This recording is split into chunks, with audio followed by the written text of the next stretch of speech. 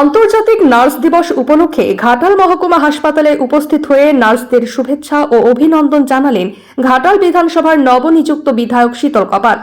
এদিন তিনি হাসপাতালের নার্সদের হাতে ফুল ও শুভেচ্ছা বার্তা তুলে দেন। বিধায়ক বলেন, রোগীদের সুস্থ করে তুলতে নার্সদের ভূমিকা অত্যন্ত গুরুত্বপূর্ণ। দিনরাত পরিশ্রম করে তারা মানুষের সেবায় নিজেদের নিয়োজিত রাখেন। তাদের এই নিষ্ঠা ও মানবিকতার প্রতি সম্মান জানাতেই এই উদ্যোগ নেওয়া হয়েছে। এদিন হাসপাতালের নার্সরাও বিধায়কের এই শুভেচ্ছা ও সম্মান পেয়ে খুশি প্রকাশ করেন। আন্তর্জাতিক নার্স দিবস উপলক্ষে ঘাটাল হাসপাতাল চত্বরে এক আন্তরিক পরিবেশের সৃষ্টি হয়।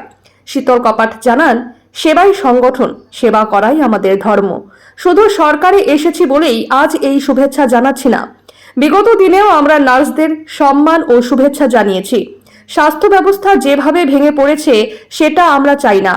আমরা স্বাস্থ্য ব্যবস্থাকে আবার তুলে দাঁড় করাতে চাই, আরো পরিপক্ক করতে চাই।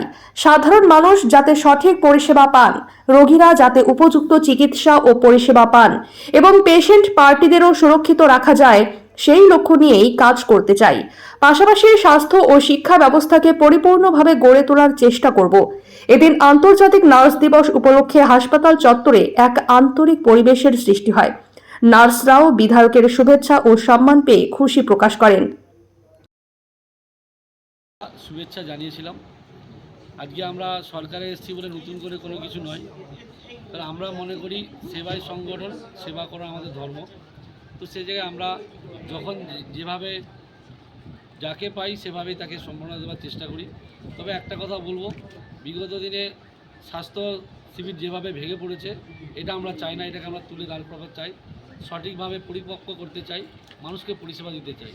তো সেই জন্য সমস্ত নার্স দিদিমণিকে বলবো এবং ডাক্তারবাবুকে বলবো যেন পরিষেবা সঠিকভাবে দেওয়া হয়, পেশেন্ট পার্টি যেন সুরক্ষিত থাকে। সুরক্ষিত রাখার জন্য কি কি প্রয়োজন আমাদেরকে বলুক। আমাদের ডবল ইঞ্জিনের সরকার সব রকমভাবে হেল্প করবে।